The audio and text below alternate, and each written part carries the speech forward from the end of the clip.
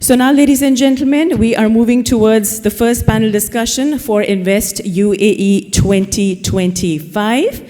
And I would like to introduce the theme over here, leveraging free zones for investment growth. This panel in particular will explore the vital role free zones play in driving investment and business growth, from strategic incentives to streamlined regulations and cutting-edge infrastructure. Free zones empower startups and SMEs, creating jobs and fostering innovation. We need to discover today how these areas are key to the UAE's transition towards a diversified and a new economy. And that is me, Sophia Anjum, as your moderator. Good morning. If you could please see the mics also, they're with you. I think we'll have to perhaps by sharing a few mics as well. So I'll start off with the first question because it's very imperative that we talk about it, and anyone can answer, that what are some of the incentives offered by UAE free zones that attract both the local and the international investors? First of all, thank you so much for having me here. It's an honor to be with all of you in this beautiful morning.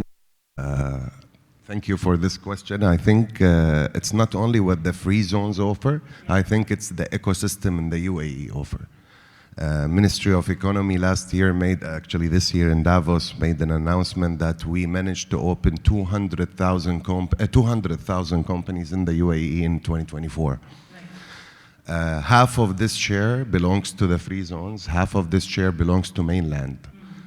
Which means the overall ecosystem is helping 200,000 companies to operate. Right. The target for 2025 is 300,000 because in the UAE we know no limits, and I think it's the right trajectory if you look at the growth. When it comes to the initiatives, I think we can speak about, first of all, infrastructure. The UAE have, as the esteemed speakers spoke about, whether it's the airport, whether it's the land, whether it's the fact that we have Jabal Ali, which is one of the biggest airports in the world, and it's 50 minutes all the way from Abu Dhabi all the way to Ras Al Khaimah, where we reside.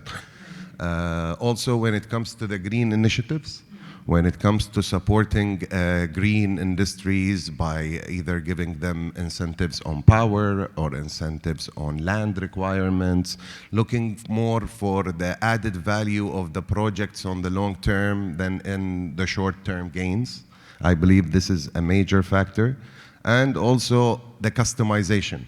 We take a pride in RAKIS specifically of being very customized based on a client's needs, based on where they are in the cycle of the journey in their building their capacity as an entrepreneur or as a startup or even as expanding from another country.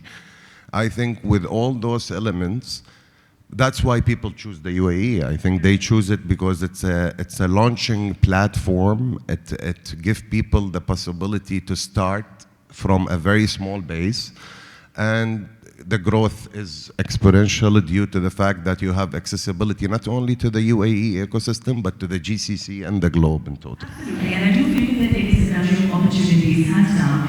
So the next question is that when you compare how UAE was before and how it is now, and that is where this question is relevant, that how have free zones evolved over the years, and how do you see them adapting to the future needs of, say, startups and SMEs, which we just had a conversation about as well? I mean, anyone can answer this question because it is necessary. You can go ahead. Very good morning to everyone, the leadership team and Gulf News. Thank you so much for inviting us today.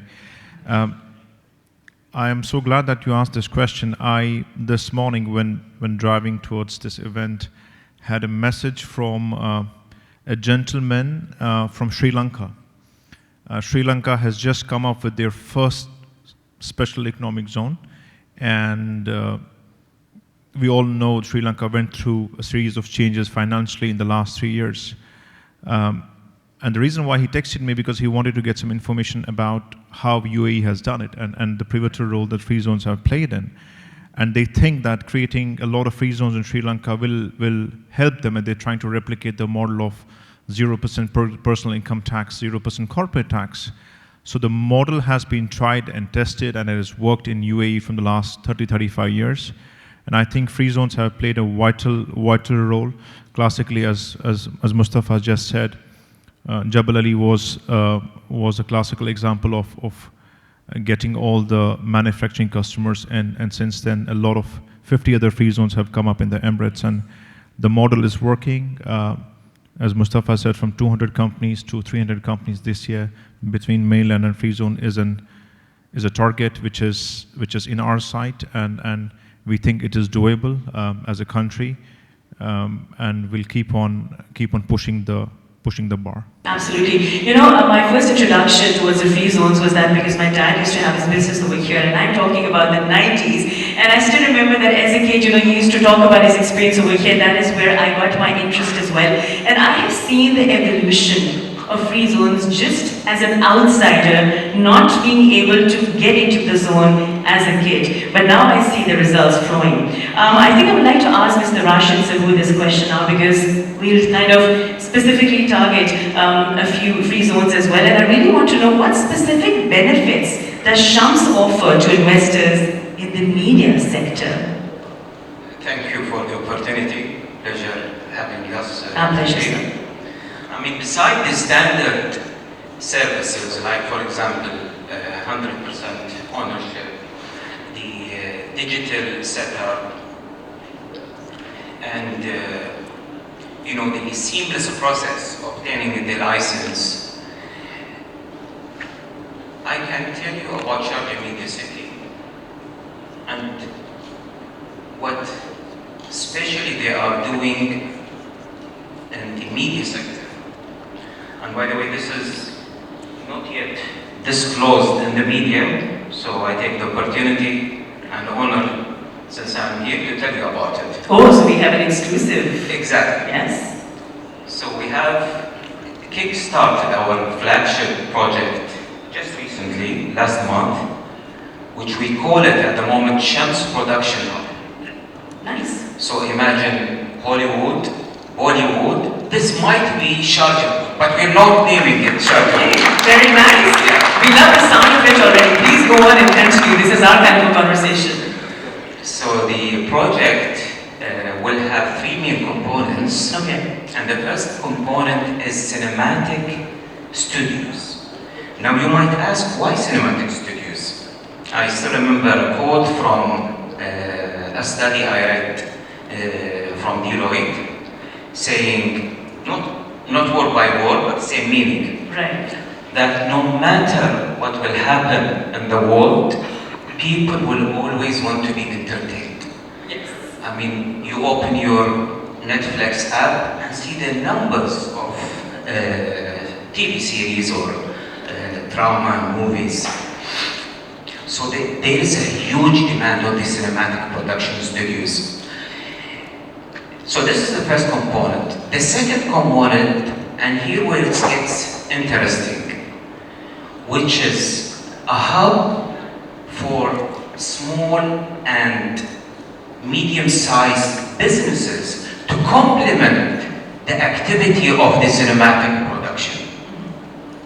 So it will be like a central hub for those businesses to work from and do businesses with the large production businesses. So equal opportunity. Correct. That is fantastic. And the last component will be residential components to also serve the full community.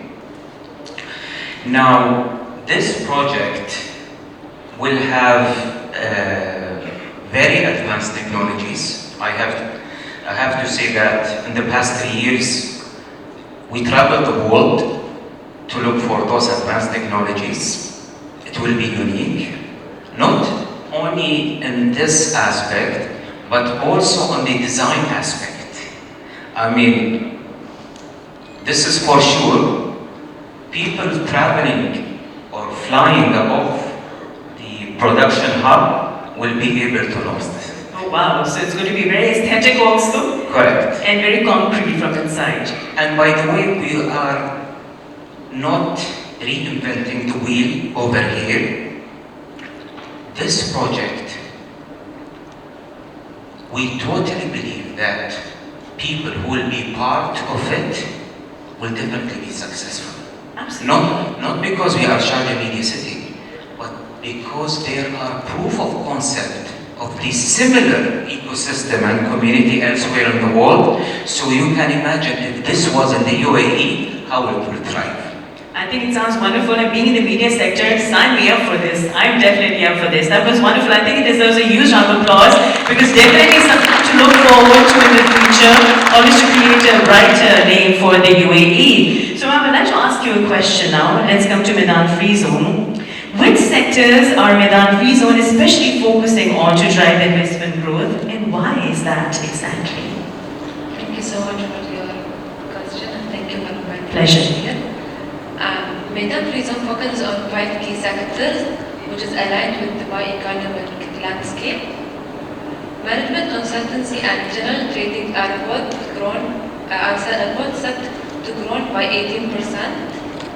E-commerce is by 16%, and project management by 12%, and IT services by 10%. By supporting these high growth industries, Meydan Free Zone strengthens its position as a prime hub for entrepreneurs. Absolutely, I'm sure it does. We'll be really looking forward to a fantastic initiative in the future as well. We'll come to the Ajman Free Zones now. So I have a question. What unique benefits and incentives does Ajman Free Zone offer to investors, and how do they compare to the other free zones here in the UAE? The regulations for all the free zones are set at the federal level.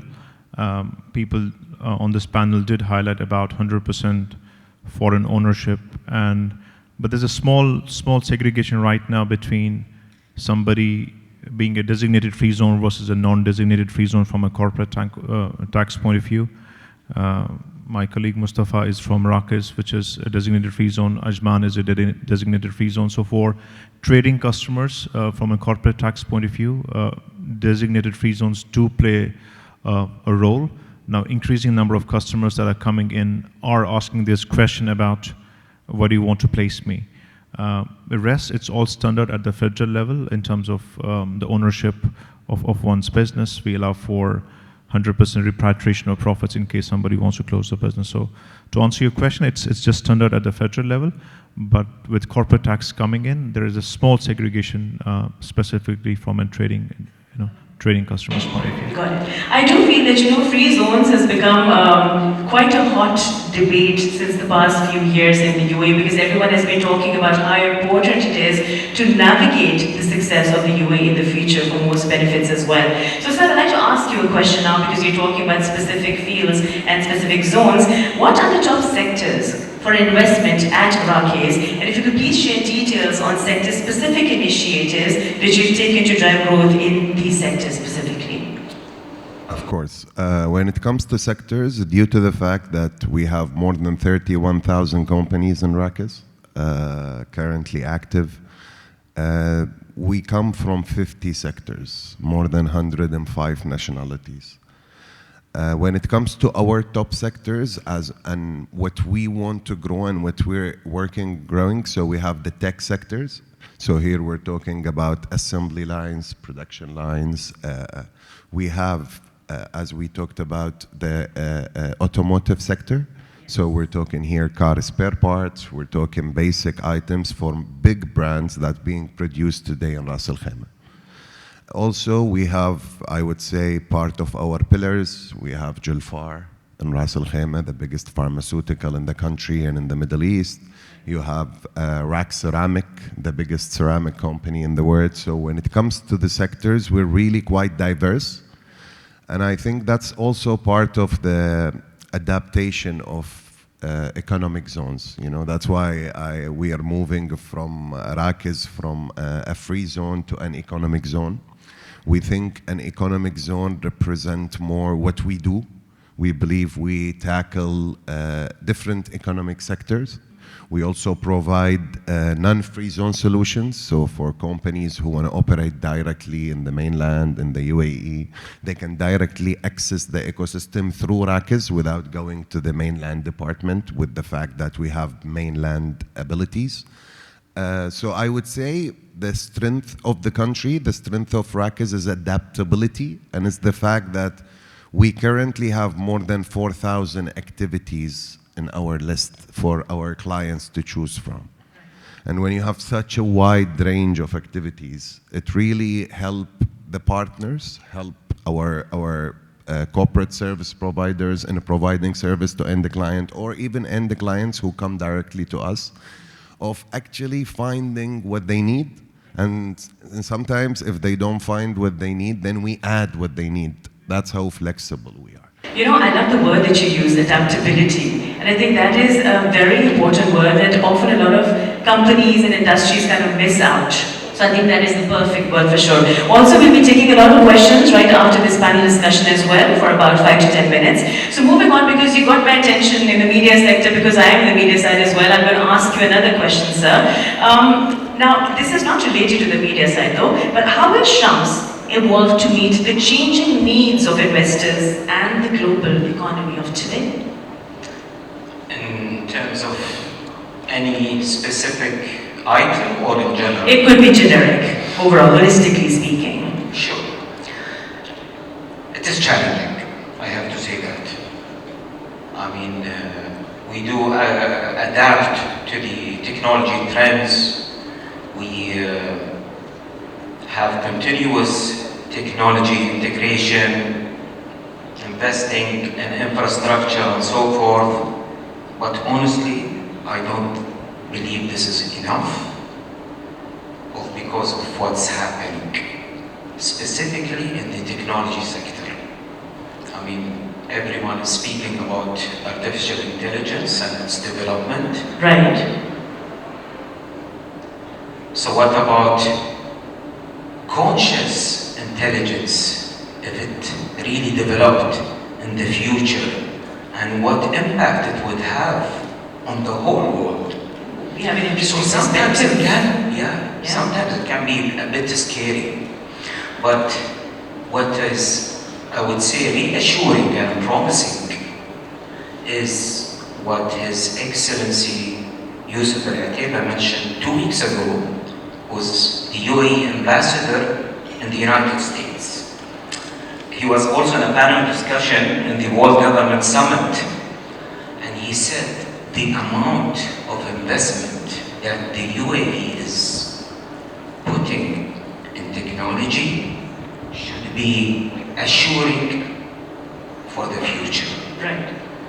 So this is give us a confidence that whatever will happen in the future, I think the whole United Arab Emirates will adapt to. In terms of Sharjah University and what are we doing at the moment for all of that, Yes. I would say if we were taking intelligence seriously before, we are taking it even more serious at the moment. What do I mean by intelligence? It's studying, analyzing, putting not a plan A and B, but plan A, B, C, D, E. All the plans together. Exactly, yes. Well, that was quite reassuring and definitely a great answer for that. Thank you very much. So next up, I'll jump towards you and I'll ask you a question. I really want to know that what infrastructure developments are underway when you talk about the Meydan Free Zone, and how will they support the business growth here in the UAE? Okay, so Meydan Free Zone provides a modern business hub for entrepreneurs, including co-working areas, meeting rooms, and conference venues. Meydan Free Zone as well is well known about its first digital licensing system for entrepreneurs to manage and register their business online.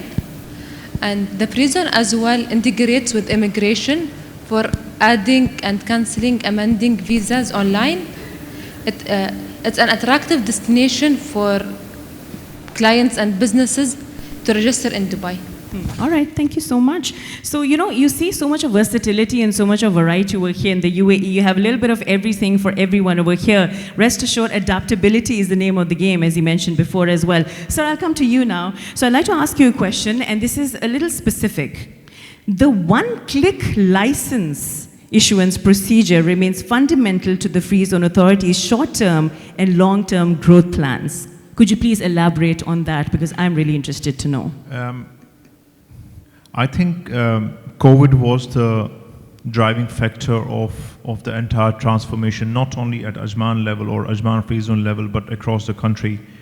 COVID did wake us up. Yes. In terms of the speed of delivery and ensuring that we take digital transformation more seriously.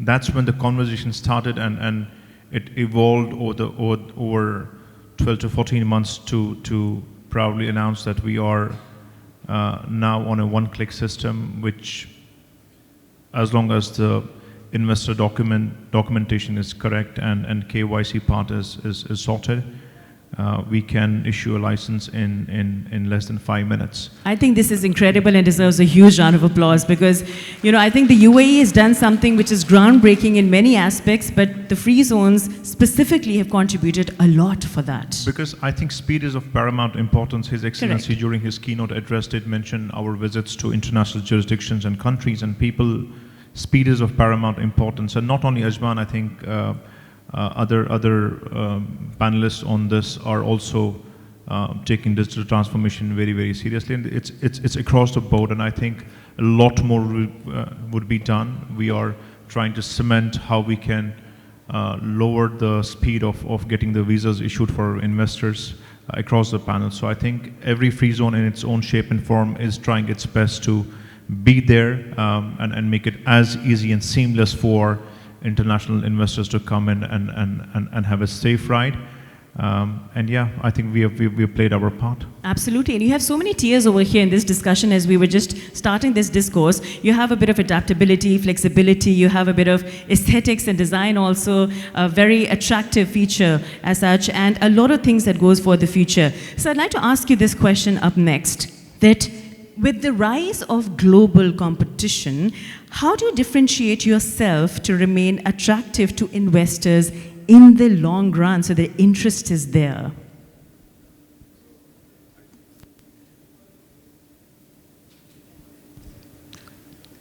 I think when it comes to differentiating ourselves as an economic zone can only happen when the ecosystem itself is differentiating itself. Right. So I think the UAE as a country are standing out in the region and across the globe in what we do to help investors. It's the education systems, the quality of the schools, the quality of the hospitals, the fact that there is entertainment area for people to come and live and work. So, when it comes, we do have thousands and thousands of investors, but when you look at all the investors and what are the top 3 or 4 or 5 items in their list, they're quite identical. They need ease of doing business, they need a good banking system, they need a safe country and a safe environment to exercise their right. They need to have accessibility to an ecosystem, to a business hub. Right. And we in Rakis, for example, we do growth series events where we do networking events for our different clients in different sectors in order for them to find the new opportunities, in order for them to see what are the offering of the other clients that we have in the hub. On the other side also, as my colleague said, that we have a clear digitization, I would say, mandate. Right. I think it's not an option anymore. Yeah, I think correct. it's a mandate, and every 3 months we have a certain milestone we need to achieve, whether it's on a digitization level or removing a step of a physical presence or a signature. And I think that also gives assurance to investors that they are in a forward-thinking environment. Right. That now you can open a company in the UAE while you're sitting anywhere in the world. Absolutely. You don't need to be present. We don't need any details from you beside your ID and a company name. And I think when you put this in benchmark to even our neighboring countries like Saudi, for example, who's going through a massive scale up. Correct. But opening a company is not yet mainstream. It's not yet clear. Free zones are still ink on paper. while we have live models and examples that go back more than 30 years in age. Right. And to maintain yourself for 30 years, to grow the base over 30 years, that means you kept on changing, you kept on adapting, you kept on looking what's outside. And I think that fluidity in how we do things, and the fact that we can always go back to decision makers and leaders in our organizations, or even on a state and an emirate level, and we can say, listen, we want to change this. This needs a different decision. And we see not only collaboration, but we see support from different authorities, whether it's all the way from the palace and the ruler, all the way to municipality, to the civil defense, you know, all the different authorities that you will need along the way if you are having a journey as an investor. And I think all those authorities have a clear mandate that we are all in one direction to support the ecosystem and provide that support. And I think that's the main reason why we are not only competitive, but we're ahead of competition. Absolutely. I think it was very, very well answered. He deserves a round of applause for that, because that is so true. And you included so many features. But you know what really, I felt personally was the feature of convenience and time saving. In today's day and age, anywhere you are in the world, you get the job done, and that's it. So moving on, sir, I'd like to ask you this question now. Since you talked about the media side as well, then you talked about the challenges. Now I would like to ask you a question about the potential scope for the future for collaboration and partnership between businesses and within Shams, which is very important. We are initiating a new subsidiary in Sharjah Media City. However, I cannot disclose the name so far, but I can tell you about it. You gave us an exclusive before. We're looking forward to another one now. Exactly. Get the Instagram cameras rolling. Yes. So the slogan we've set for this new company is elevate your business beyond business license. Right. I mean, thanks to our marketing team for coming up with this. And what we mean by this is simply, if I was a client and I received my license, now what? How can I grow? How can I make sure my business is successful? What do I need to do? What steps I need to take? So this initiative, imagine it this way. It will be the place that will take the license holder hand by hand in terms of financial services, mentorship, management consultancy, taxing and accounting, the whole what comes after the issuance of the license. Right. The mission of this initiative is simply for the business to grow. Of course. Yes. I mean, that's it. The benefit, you answered it all, for the business to grow. Yeah. Short and sweet, I like that. So with that, I would like to ask you a question as well. Then we shall be jumping towards the last two questions, and we'll be asking the audience over here if they have any questions for our esteemed panelists as well. So the question is that, how does Meydan Free Zone support the growth and expansion of businesses within the Free Zone? A similar question. Okay, so Meydan Free Zone provides a service called M+ service. It helps clients, especially the clients that are not aware about Dubai, to help them to set up a company, bank account, accounting, auditing, and legal. As well, Meydan Free Zone connect different businesses with different bankings and multinational companies to host an event and for networking. And as well, Meydan Free Zone is 100% digital platform, and we are 24/7 operation, which means you can call or visit us anytime and you will find someone to assist you. Of course, which is again very convenient because time is of essence. Thank you very much. So now I will come to a very important theme, which is also very close to my heart, because I have been working on global warming and climate change initiatives for a long time. And we talk about a lot of eco-friendly practices here in the UAE. A lot of companies and businesses do that as well. So the question is that, how do free zones support sustainability and the green economy? And are there initiatives in place to encourage eco-friendly businesses? which is very relevant. You're smiling, so there's an answer to that, huh? No, I think it's green initiatives and green energy is becoming an obsession. I think corporates, not only on a management level, but I think as an investor, I think now we have a new category of investors who are cautious investors.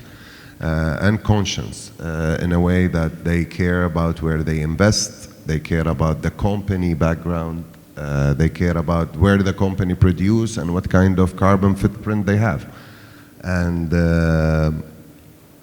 in the UAE, we as a federal initiatives, part of our roadmap is to be carbon neutral by 2050. Right. And that's 25 years from now, so you know every second count. I think the first initiatives that not initiatives, I would say, one of the first leverages that we use in the country is the fact that we have accessibility to good power. Right. That's currently being a concern across different regions across the board. So that's helping attracting industries, I would say, major league. We're providing them with support through solar projects where they can cover their requirement. We also have homegrown industries that's very new to the region. For example, there's a company in Raqqa called A2C. They refurbish laptops from across the country and the region, and they sell it to companies who are looking for green initiatives because this will be 100% recycled. Right. Now, when you go to this company, their stock is sold 2 years in advance. So everything they're producing over the next 24 months is already pre-sold, is already paid for, and they just need to deliver it on time. That just shows you how much potential for such industries. And 70% of their clients are not in the Middle East. So we're talking about European clients, we're talking about American clients, we're talking about Asian clients who are buying the product. First of all, it's made in the UAE. Makes us all proud that we have such an international reach. Plus, it's such a good purpose because I'm sure everybody here has an old laptop at home. Of course. That they stopped using and they're putting it in a drawer somewhere collecting dust. Present company included. And I think such a company that doing such a scalable initiative, it's not only important for us as a zone, but it's also important for the future generations to see the green initiatives in action. Right. To see a profitable business that's actually running with more than 100 or 150 employees. The company is so green, they have their own accommodation on the same site where the factory site is, with their entertainment area for the staff. So they build a tiny ecosystem within the zone and within their site. And I think the only reason they were able to do that is the fact that we helped them across the way. Right. We changed a lot of rules and requirements to accommodate and support them. It's a lifestyle change. It's a new change for us, and I think we are adapting it for the right reasons and with the right time pace. I think immediately cutting a traditional way of resourcing energy into a new way is creating a lot of issues across the globe.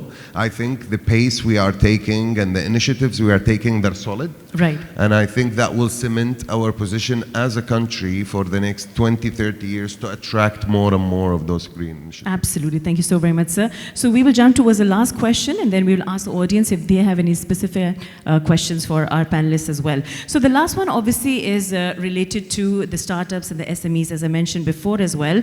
How can SMEs in free zones collaborate with larger firms, and what are the benefits of such partnerships in fostering a thriving business ecosystem?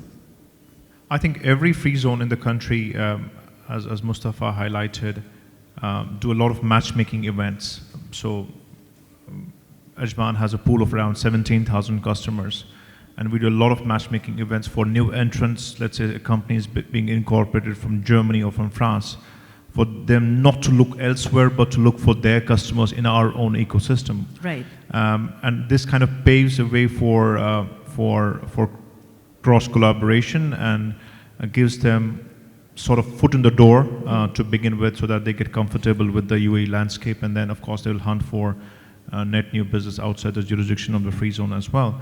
But I think matchmaking is critically important, and the entire panel at every free zone level is sitting on a lot of existing customers, and having this ecosystem in place in terms of helping people talk to each other and providing or paving the way for that platform, I think plays a critical role for companies coming in from abroad. Absolutely. Thank you very much, sir. So now, ladies and gentlemen, if you have any questions for our experts over here, you're more than welcome to let us know, because we would be taking about 2 to 3 questions over here. So if anyone has any question, please let us know and we'll hand over the mic to you. Do we have any questions? Could we please pass on the mic to the gentleman over there? You can take mine.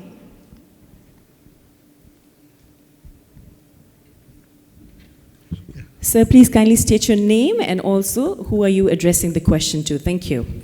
My name is Rajesh. My question is to the panel. Thank you for the valuable information. See, like those companies, those who are listed on exchange, there is a ESG regulation which every company has to follow. Now, Free Zone and the mainland company, they are not listed.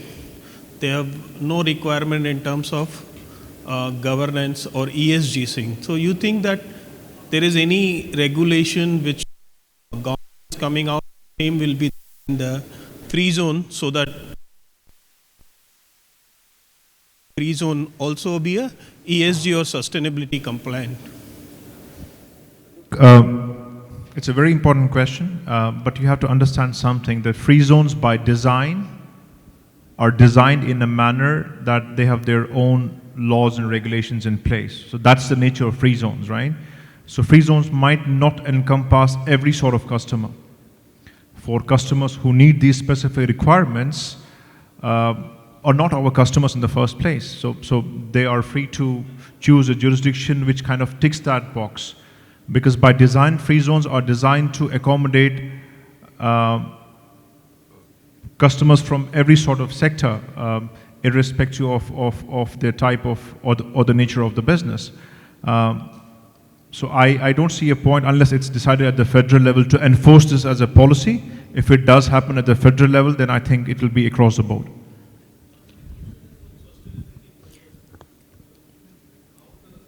Can you please hand over the mic to him? Thank you. And we'll be taking 1 or 2 more questions as well. My question is basically how the free zone will ensure that it is a sustainable growth, that from that point of view, not that customer is looking for. Like he gave example, one of his customer in Khaimah free zone, they are doing. So what is free zone is doing to ensure that it is a sustainable, towards the country's vision for the sustainability? So we are very much linked to the economy of the country. I mean, at the end of the day, as an economic zone, we are directly linked to what we do and how the country is doing. If the country is not doing so good, I can't be just flying above the country metrics. But what we do to stay sustainable is to nurture existing business. 20 to 30% of the growth we have today is from existing clients, from people who's been with us for the last 20 years and they're growing in size, or they're growing in number of employees, or they're growing in number of requirements from us. So that's the first sign that your existing base is growing. That means the economic scale and the fact what you are doing to those partners and to those clients are paying off. So when they grow, by default, you as an economic zone grow, because you're growing your base. The second thing is how much new companies you're getting in versus how many companies they register. So one of the gentlemen here was talking about very interesting statistics that 90% of entrepreneurs fail. No, I have a better statistics. 95% of companies who open in the SME space fail within the first 3 years. Ooh. So if you are courageous enough to know that you're entering an entrepreneur trip that has a 95% failure within 3 years, you're very courageous. You are someone who is really believing in your idea, believing in what you do. And you are the definition of someone not only take a risk, but someone who trusts a system, who trusts a process that you put your own well-being and your own chances on that system. And we're the system. We're the backbone that SME and entrepreneurs in the country depend on to start. You have a lot of people that started in an economic zone, in any of those economic zones where we're here, and then after 1 or 2 years, they were big enough that they had to move to mainland because they discovered on the long term, this is where they need to be. So for us, our growth in business, our sustainability is first of all sustaining our existing base, which we do very well, because we keep our investors engaged, we keep our investors satisfied, and we keep our investors informed and updated. Investors who came to Rakis 10 years ago, they had to sign every single document physically in an office. Now they can, and by the way, we moved in a journey, so we went from that into a video call.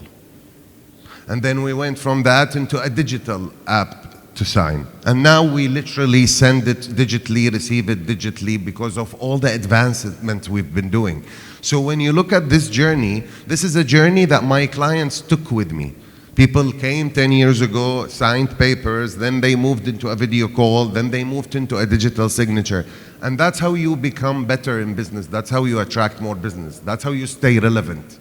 Absolutely. I think getting out of your comfort zones and also taking risks. We're running short on time. We'll just take one more question. Yes, sir. Just to add on to what Mustafa said, I'm sorry I misunderstood your question at the beginning. There are a lot of initiatives at the federal level in order for customers to sustain, if they're invested with us, for them to continue this journey for 5, 10, 15, 20 years. Two major initiatives that I want to highlight was the commencement of Emirates Development Bank, EDB, a bank dedicated for industrial customers so that they can get access to capital fairly quickly and the volume can be quite high.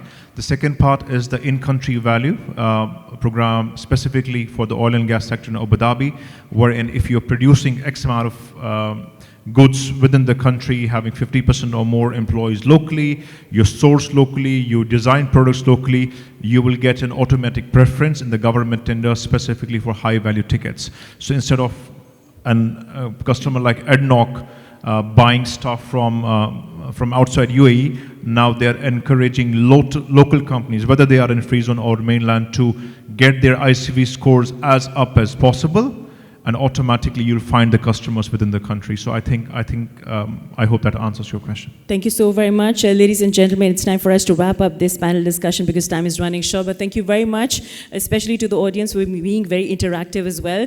We do have a networking session afterwards as well, so we would love to have a chit-chat.